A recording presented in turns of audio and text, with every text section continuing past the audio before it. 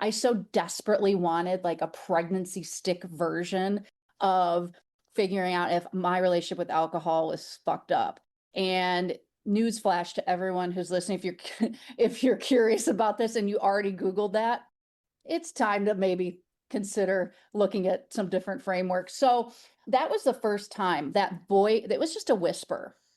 But over year, this is, but on average, research says it takes about 7 years for that whisper. It gets louder and louder. And in my case, it just was more blackouts, more regrets, more emotional hangovers, physical hangovers. It just stacked on top of itself. Welcome to the Samantha Parker Show, where sober meets CEO energy. I'm Samantha, a social media manager, content strategist, and woman who said no more to playing small. This show is your permission slip to ditch the rules, show up loud, and build a life that feels damn good without alcohol, burnout, or the BS. I didn't build my business after getting sober. I built it while struggling quietly behind the scenes. But when I put down the drink, I picked up something way more powerful: clarity, confidence, and a whole new way to lead. Now this podcast is where I spill it all. The lifestyle, the business growth, the mindset shifts, plus the truth about what it really takes to stay sober, build a business, and show up unapologetically. If you're a big dreamer who wants more out of life and maybe less wine with it, you're in the right place. So grab your latte, your to-do list, or your running shoes. Let's get into it. Hey guys, welcome back to the Samantha Parker Show. Today I've got a badass. Her name is Toni Will. Okay, so first off, Toni, I have this huge introduction and I was like, what? It's just so you're wild. I feel like I'm having a girl crush and I just met you. So you are the first ever female GM, but basically you're like the general manager for a hockey team. Yes. Yeah. A men's professional hockey team. Which I'm like, is that something from like a Hallmark movie? No, because there's nothing romantic about it at all. No, okay. So, but I was like, it's such a unique scenario. I'm like, just like right off the bat though, like how did you become the first ever female GM for the team? And then it looks like you're also the first woman appointed to the ECHL Board of Governors. So like you have like all these cool things. You hold 2 Guinness World Records with the team. Is that right? Yes. I was like, I'm reading this and I'm like, did ChatGPT make this up? No, I actually wrote it too. Yeah, you sent me some cool stuff. But so you're a TEDx speaker, a 2-time Ironman athlete, the founder of Mindfulness Elevated, and you coach, and you have a podcast, Women in ... You're sober, which Yep. I'm excited to talk about, but you also have a book coming out. Yes. Okay, so what are you not doing? I get asked often, do you not sleep? And absolutely not. I sleep 8 hours a night. Like sleeping is one of my favorite things to do.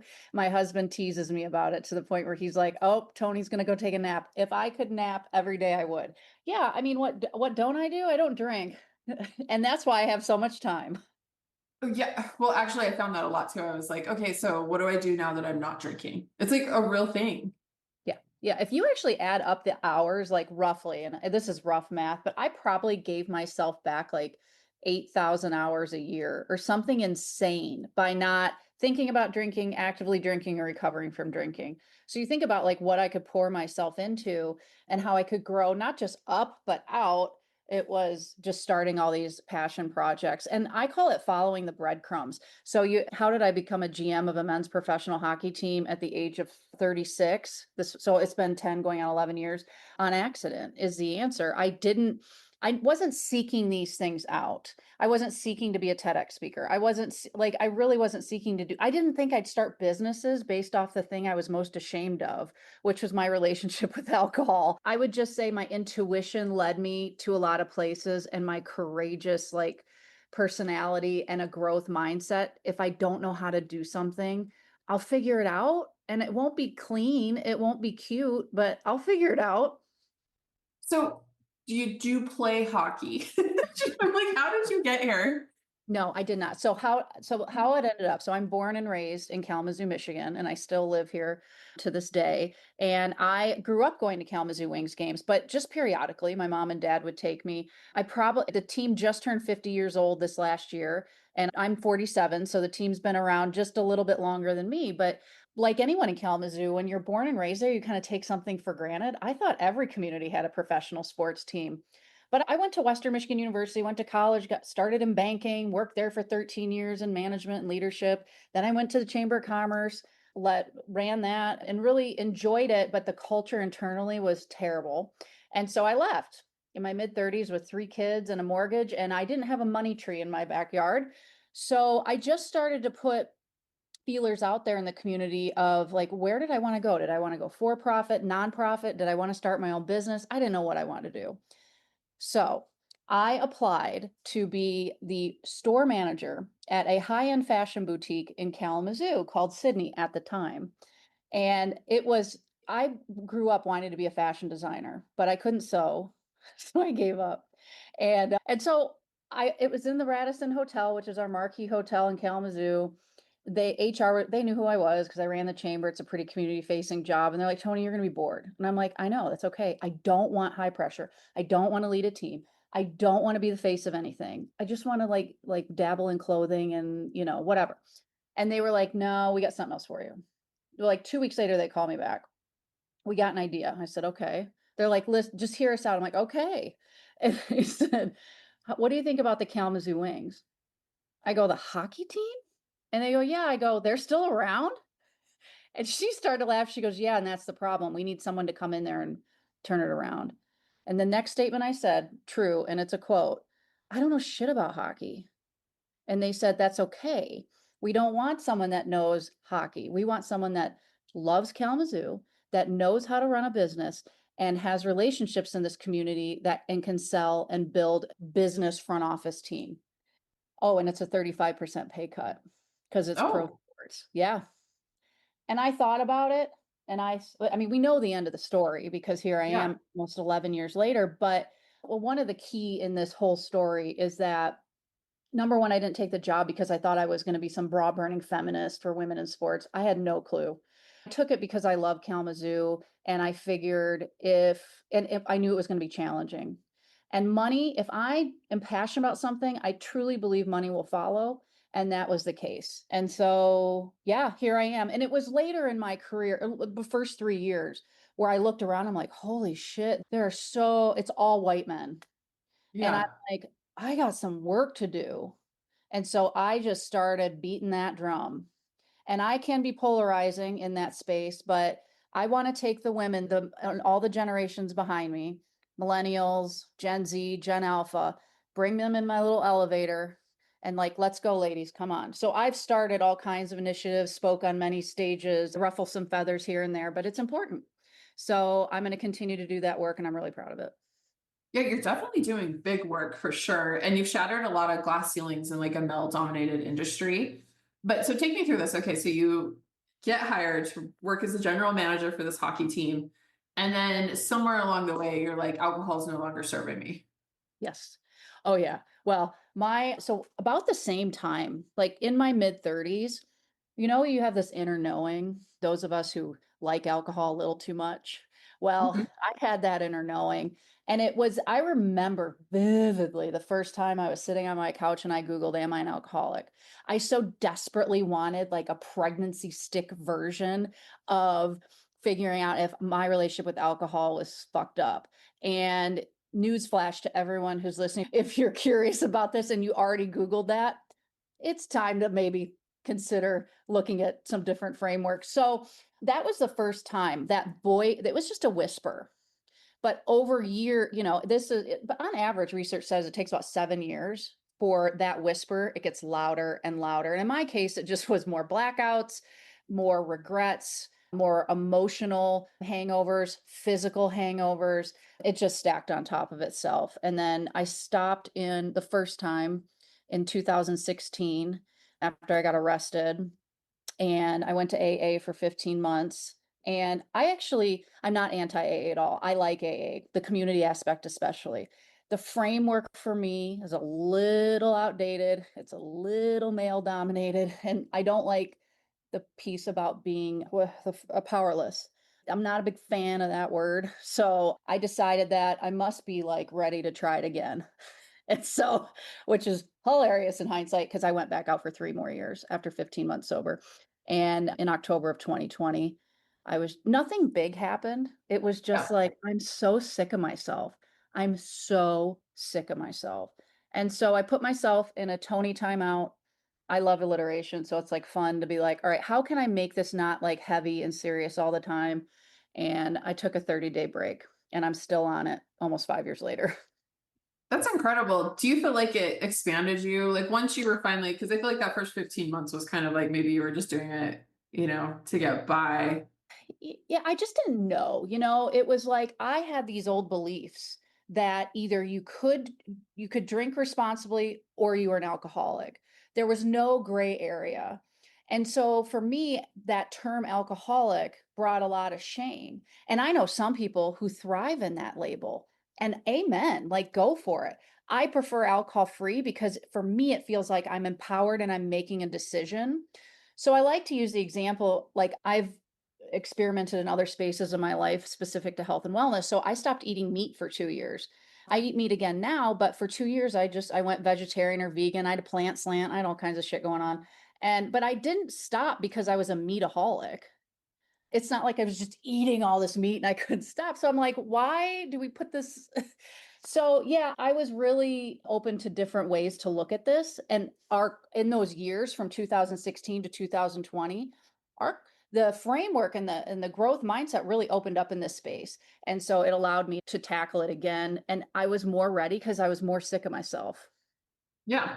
I think that was really me. Everyone's like, did you get arrested? My family was like, Sam, we didn't know. Like, did you get arrested? And I was like, no, I didn't get arrested. I should have. I should have for sure. Listen, nothing wrong with, I mean, I have some street cred. I joke because I was in the slammer for 18 hours. But yeah, I mean, it was now I can laugh about it. But back then, oh my God. I mean, but only because I talk about it so much.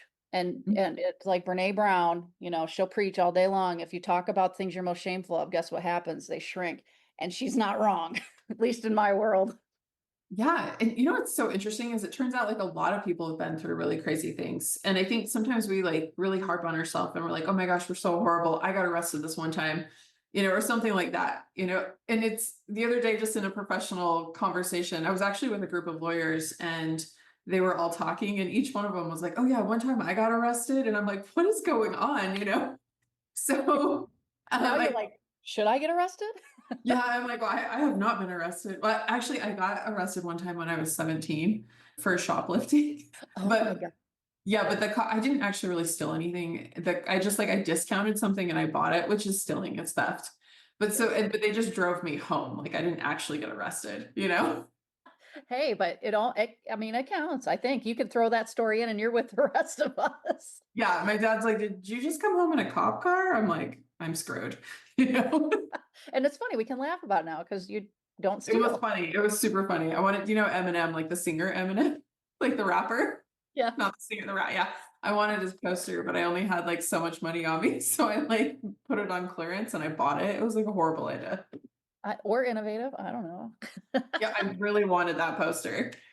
But do you feel like, so you were doing a lot in your career though, but when you finally were like, okay, I'm done with alcohol, did you see things expand or open?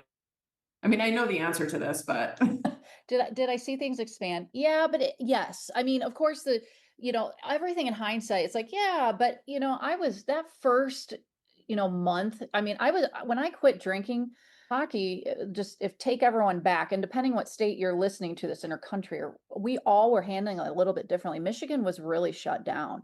And so we didn't play hockey in the 2021 hockey season. And so for someone that's used to being all over the country and into Canada and in arenas and all this, we were home. I worked from home for 15 months.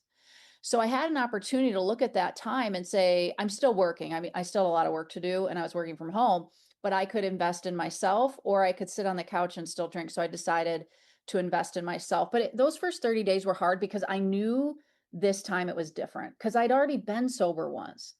And so I knew what the work was. And for me, it took a good 2 years to really find freedom. And by that, I mean, it didn't take up any more brain space. So, yes, there was growth. But what I did do, which is my husband makes fun of me, we laugh about this, but at 2 months sober, I said, I want to get this certification and start my own coaching business to help other people find freedom from alcohol. And he goes, Toni, I mean, I love this, but you're like 8 weeks sober. And I said, yeah, I am. And he said, that's like me losing some weight and then deciding I'm just going to go open a gym. I'm like, I know, it's crazy. isn't it? But that's how, and I go, I'm telling you, this, I think I'm on the front end of something. And so that's where Mindfulness Elevated was born. And that's where the real growth started happening because I took that time, invested it in myself. And I'm not a certification junkie. I got one, I got like whatever, I got to move on. Like I don't have time. And I did that. I launched the business and then I kind of haven't stopped since. And then the growth kept coming with professional development coaching. I just kept following the breadcrumbs and then my podcast and then I created my own conference and then my book's coming out and this is over 5 years. It's not like I woke up, I'm sober and like did all this shit. Like it was over time. I feel like a lot of times, like we have the momentum going, like in our careers, like, just speaking for myself here, like I had the momentum, I was doing it. But again, it was that voice in the back of my head was like, you could do so much more if you let the alcohol go. And I knew in order to like finally like move, like make that big jump I wanted, I was going to have to let it go. Yeah. And so it's like once you let it go, once you get over anything, your vices, your addictions, like any of those things holding you back, it's crazy like how it's almost like when they talk about quantum leaping and like that woo stuff, it almost feels like that. You're like, oh, this is actually possible now.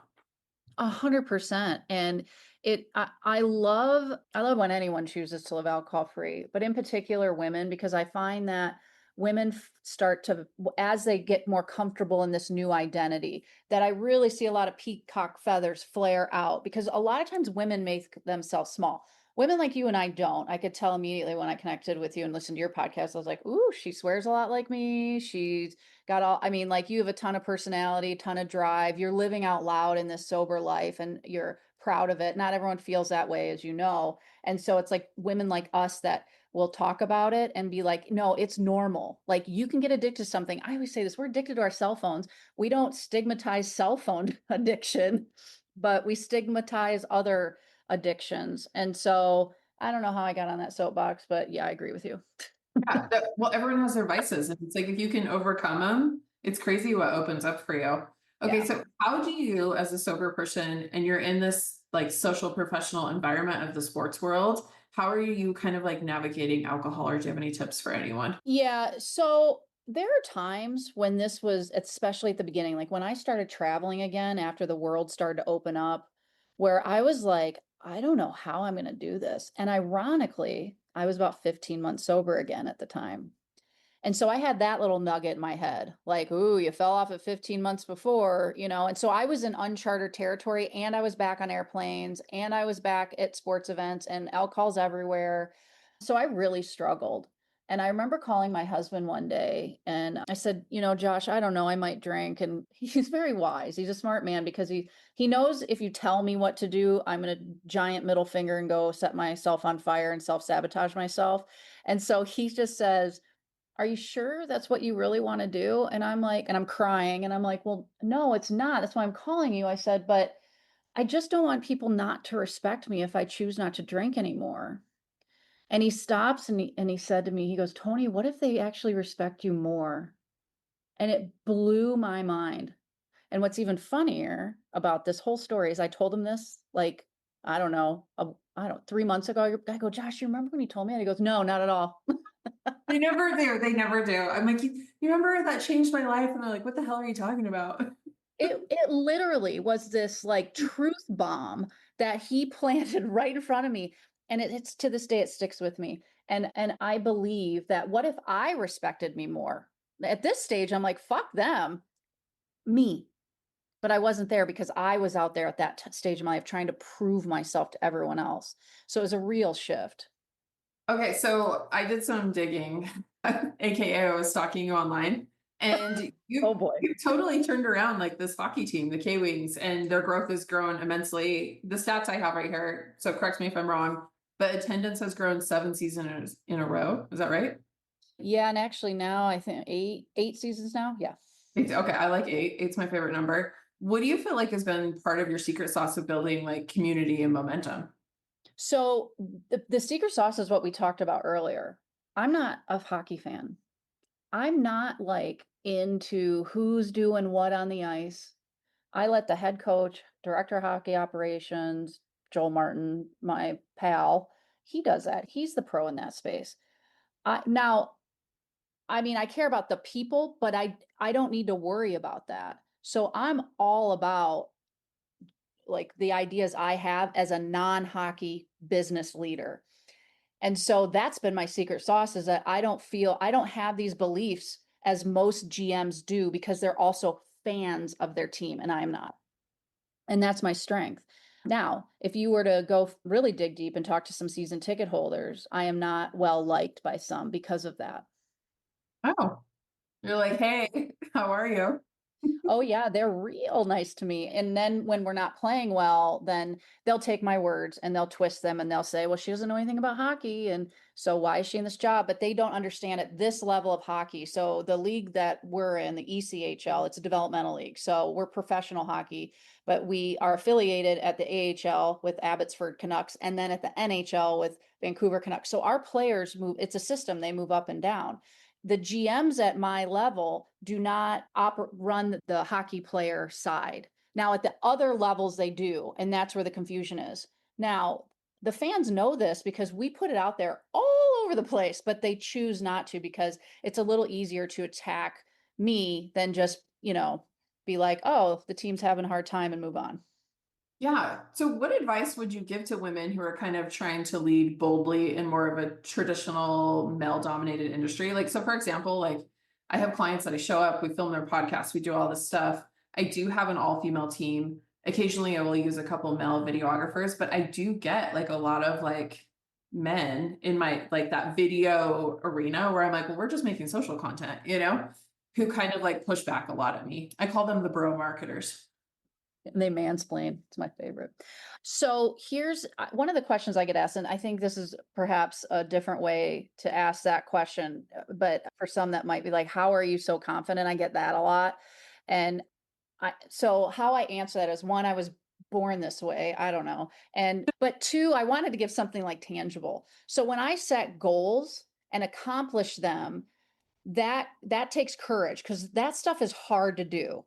So I'll give you an example. When I set a goal to do an Ironman, I was scared shitless. I was like, I hired a coach. I trained for a year. Did I think I could do it? I don't know.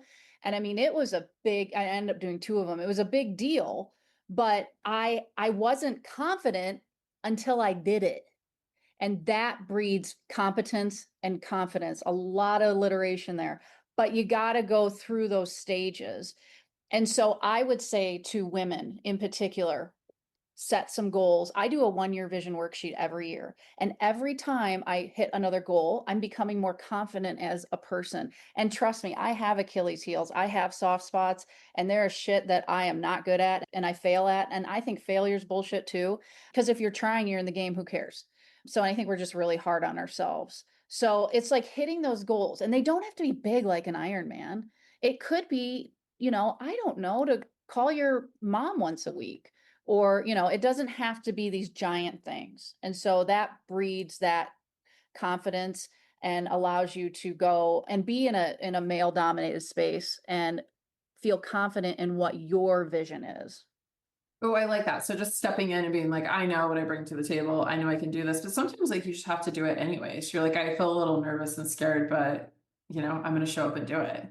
Yeah, and that always tells me when I get nervous. First off, I say it out loud. And I do. I tell on myself all the time. But that means I care. I don't get nervous very often anymore, but when I do, it's because I really care. And I talk about my husband a lot, but he is truly, I have a lot of respect for him. And he always says the same thing to me, Toni. He'll say, just be you.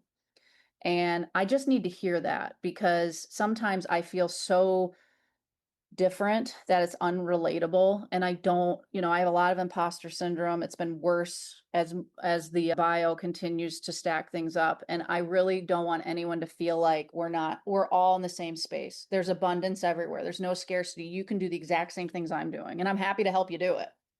What was it like to train for an Ironman? I've always been curious. What's funny is you're saying this and you're like, you just have to be confident. And I'm like, well, I couldn't do one because I could never swim. And I'm like, what? I can swim. I used to think that. So what it's like, and I heard because I was listening to one of your interviews, the woman that's an author, real estate agent in Utah, where Oh, you, Emily. Uh-huh. yeah. So you ladies were talking about maybe run a marathon or half marathon. So what is it like? It's time consuming and it's a long-term goal. So like if you think about rewards versus incentives, they're very different. Rewards are immediate, incentives are like way down the line. It's incentive based. And so, but it's worth it. But there was training. You're training anywhere from 6 to 17 hours a week. Your weekends are majority of your hours are on the weekends, Saturday long bike, Sunday long run, 2-a-day workouts. And yeah, I mean, it was when I'm thinking back to that stage of my life. One of them I did sober, one of them I did alcohol fueled, not the actual race because that'd be really hard. But I've seen some races like that. yeah, I operate off this. Like I I think I was born with a chip on my shoulder and I just operate off fuck you fuel. So I'm just like, tell me I can't do this. I'll go fucking do it. And so that's what I kind of operated off of. I still say this. I'm like, watch me, like hold my beer. That's Yeah. my attitude about everything. I'm like, you don't like me? I'm going to make sure my social media is right in your face. Well, that's how I mean, and that's really where confidence comes from. Even though we might be like, oh man, but just keep doing that because that's gonna, the people who want to follow you or me or whatever, they will. And the ones that don't will self-select out. And it's like, cool, peace. Yeah. So did you enjoy the swimming? Would you do an Ironman again? Basically, I'm like, you didn't drown. I didn't. The swim was the easiest part. Okay, was it? And if you have a good coach, yeah, the swim should be the easiest because it's the shortest. And it took me about an hour, less than an hour for both 2.4 mile swims. The bike so just so everyone knows, if you don't know what an Ironman is, 2.4 mile swim, 112-mile bike, and then you run a marathon, which is 26.2 miles.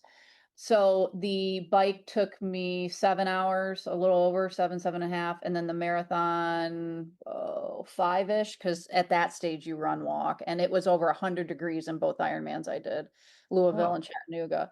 Would I do it again now? I was 39, the last one I did, 39 years old. I don't know, I wouldn't be, and not because I don't think I can. I just want to put my energy into other things. And two was good. yeah. I, one is good. That's like incredible. It Congrats on was that. Thank you. And I don't have a lot of tattoos on my body. I just have two. And one says Iron Man in my handwriting, and that was the first Iron Man I did. And then my wrist 144.6. So it's 140.6 miles when you do an Iron Man. But Chattanooga is 4 more miles because of the river. So I had to be on the bike for 4 more miles, which is why the 144.6. It sounds insane. So I live in St. George, Utah, and we just had the Ironman here, but I believe it was a half Ironman. Yeah. Yeah. I Yeah. have some friends that did it. Yeah, it's so popular and it's really fun to come down and watch like the elites finish and then just watch the rest of the crowd finish. It's really cool. I love it. Well, and I love that you're doing that. And here's why, because I bet you saw people just like you down there and you're like, if they can do it, I can do it. And that's Mhm. where it started for me. I was go to these races. I'm like, I can do this if they can. And yeah, Yeah. Sobriety has given me a lot of delusional thinking. it's I'm not, like, it's not. I bet I have no doubt you could do it. But here's the thing with triathlon for anyone that's interested, there's 4 different types of races. There's sprint, Olympic, half iron, and full iron. So you could start at a sprint. And that's where I started. I started doing small races and then I worked my way up over a number of years to get to the Ironman. yeah. So when I first got sober, I had just barely taken up running. I'd been running for just like 1 month. It was weird. And my coach was like, I had like a health coach and she's like, I don't think you should be running, blah, blah, blah, blah, blah. And I was like, I don't know. Like I ended up firing her. I was like, I can't work with you anymore because I just need to run. And then I got sober and I'm like, oh, like I feel like it was a gift from God. But I'd Oh, only been running for a month. And it literally it saved me. I haven't ran a half. Everyone keeps saying, Sam, run the half, run the half. And I'm like, I don't know. This morning I ran a 5K. Like, I just like it. yeah.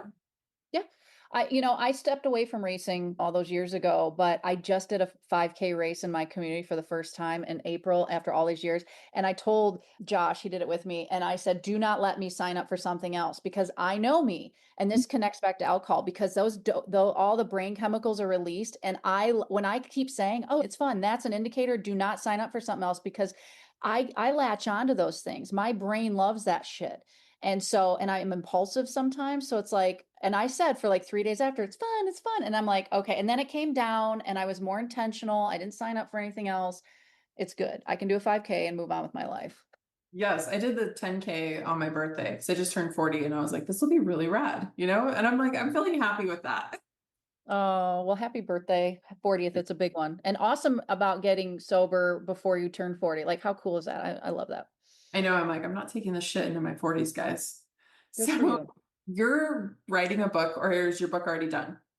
No, it's in the middle right now. So yeah, it's called Not the Norm. And so it's kind of it's a mix. So you take my TEDx talk, it's kind of like taking my TEDx and putting it in past 18 minutes into a book. But I open it with my arrest in 2016 and all the gory details there. And then I connect it to my 6 leadership pillars, which I talked about in the TEDx.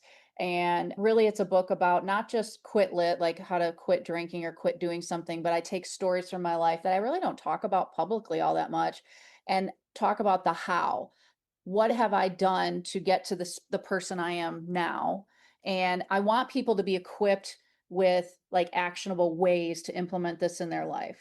And so, yeah, and be unique, be their unique selves and not have to be fitting into some cultural norm, which is just bullshit anyways, and embrace who they are. So, about women in midlife and things like that. So, Is there anything in your like current like career that like you just want to brag about? I feel like you have so many cool things. Like what's some of your favorite moments from being a GM?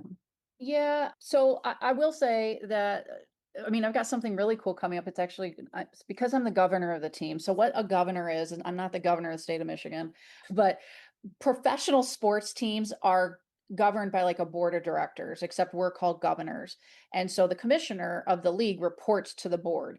And so one of the things I'm most proud of is they'd never had a female on the executive committee ever in 40 years. So that was one of the glass ceilings I broke, but it was hard to get a seat on there, but I got it. And I've been on there for 4 years now. And now I've been working really hard to be the chairperson of the board because that would be the first woman ever. But I'm crawling my way there, but I will be the vice chairperson starting later. Well, once this vote happens next week. So I'm really, really, really proud of that for women in sports. The other thing that's really cool and I'm passionate about is I hope it's my legacy with the Kalamazoo Wings, is the Rainbow Ice Initiative that I came up with. And so we dye the ice rainbow for one game, and it's really about hockey is for everyone. And meaning it's LGBTQ plus is tied to this, but it's also about race, gender, socioeconomic abilities. It's all things. Like anyone that walks into this hockey arena is safe and can enjoy the sport and have fun. So I'm really proud of that. And then, of course, our 2 Guinness World Records are pretty fucking cool. And it was a lot of work, but we did it. That is wild. Is it hard to qualify for one? Like what did you guys do for yours?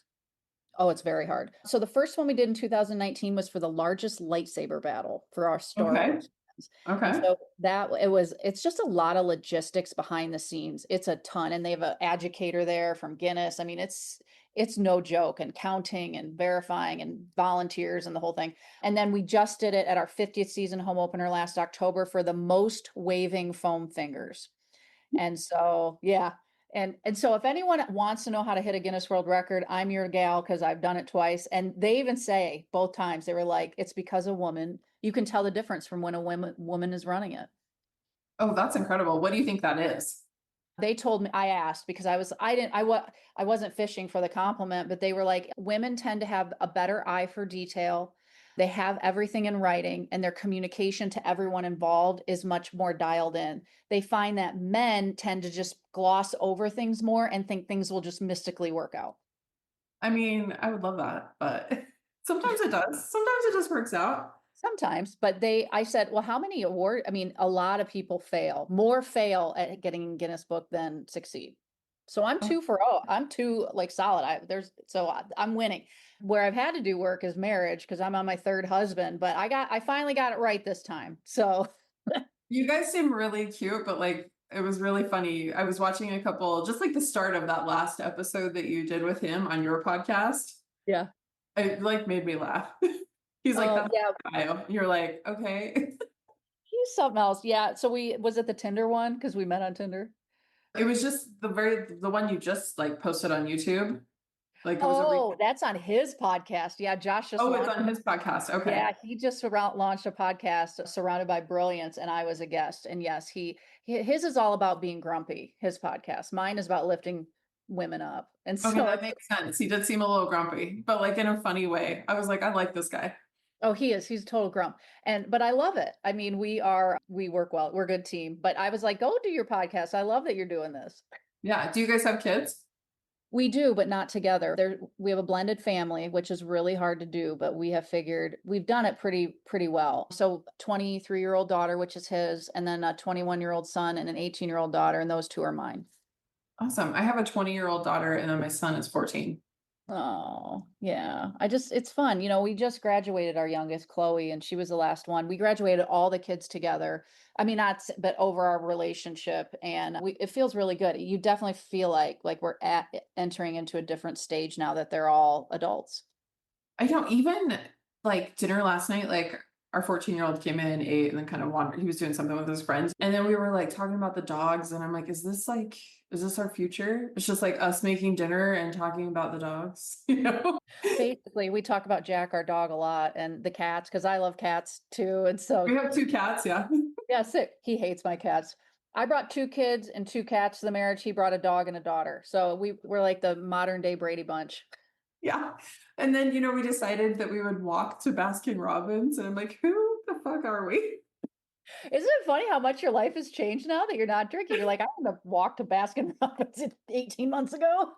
Yeah, we got there, it was like 9:30. Like I didn't go to bed till 11. And I'm like, I was like, and I turned around and I was like, gosh, that was a fun night. And I was like, oh my God, Sam, like, who are you? Oh, I know. There's nothing better, There's nothing better. I travel quite a bit and I love the freedom that living alcohol free or sober provides. I get to go do and experience everything and I'm not marring it with alcohol. And I really view that as I got out of that part of my life what I was supposed to. And now I'm living in this part of my life. And this is just so much richer. And I have met the coolest people. Like that's how you and I have met and like kindred spirits over here. So it'll be great to meet in person too. I know, I was like, I'm gonna come to a hockey game. I've been to hockey games are super fun, but now I'm like super close to Vegas. So there's the Knights. And Yep. then, but I grew up, we would go to the Grizzlies in Salt Lake, which I think they were a smaller league. Yeah. Yeah, they're in our league and I've been out there and I know yeah, they're fantastic. I love their front office, longtime friends, and yeah, they're pretty cool.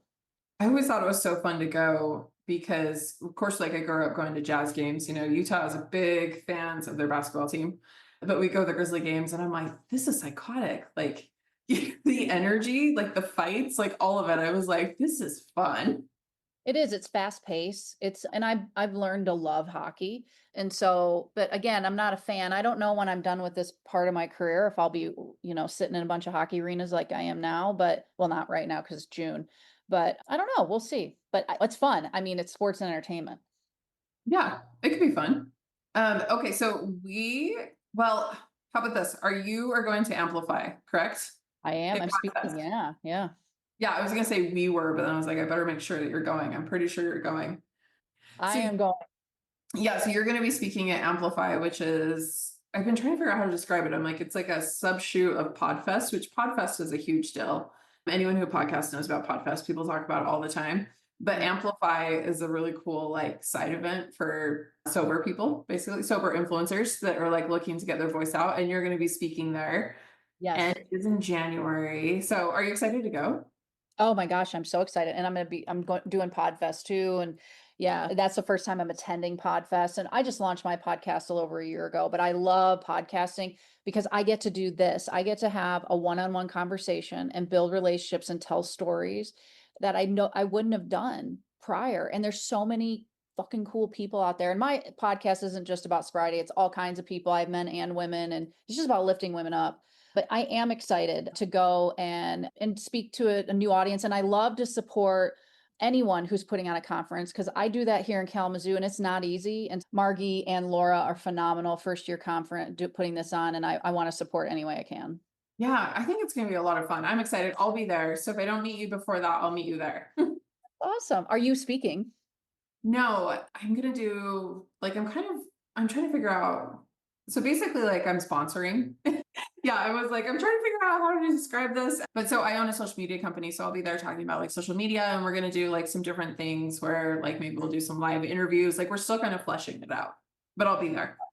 Oh, that's so cool. And I think it's awesome that you're sponsoring because I was helping them because I got a bunch of sponsors for my conference. I'm like, all right, start with these type of line of businesses and all this stuff. And so I'm just helping them make it a success. So if anyone's listening to this, Google the conference or be in the show notes, come to Orlando, meet us, and it's just going to be awesome.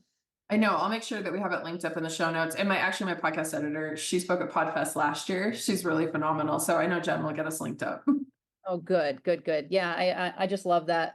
I'm going to support anything that I can in this space, any way I can. So Yeah. And before we go, I want to plug your podcast as well. So what is it called? it's called Women in ... And so the story behind this is I took my dog for a walk one day and I was coming off of a conference at the National Sports Forum and I moderated the first ever all female panel in a conference that was 30 years old. And it was such an honor and there was such a great energy. And we ended up as a steering committee member, I said, I'd love to have a networking event. So we had this, I mean, women in sports, it exploded in that on the business side of that. And I'm like, how do I keep this going? How do I tell these stories? And so I'm walking Jack and then I come home and I'm like, I'm going to launch a podcast. And I just typed out my idea. I don't know how to do this shit. So I call the people that know. And 30 days later, my first episode came out. And so I have men and women, as I mentioned a few minutes ago.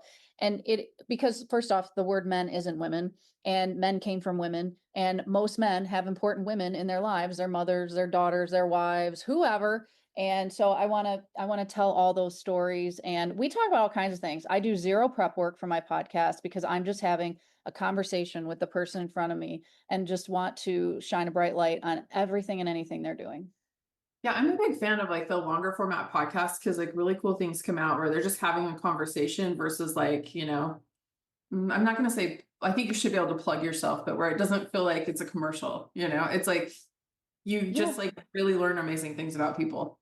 Yeah, that's it. And I just and I have all kinds of different people. My kids are on my podcast. I mean, I have the commissioner of the league was on my podcast. I got authors, I got fellow podcasters. I have like my neighbor across the lake. Like whatever.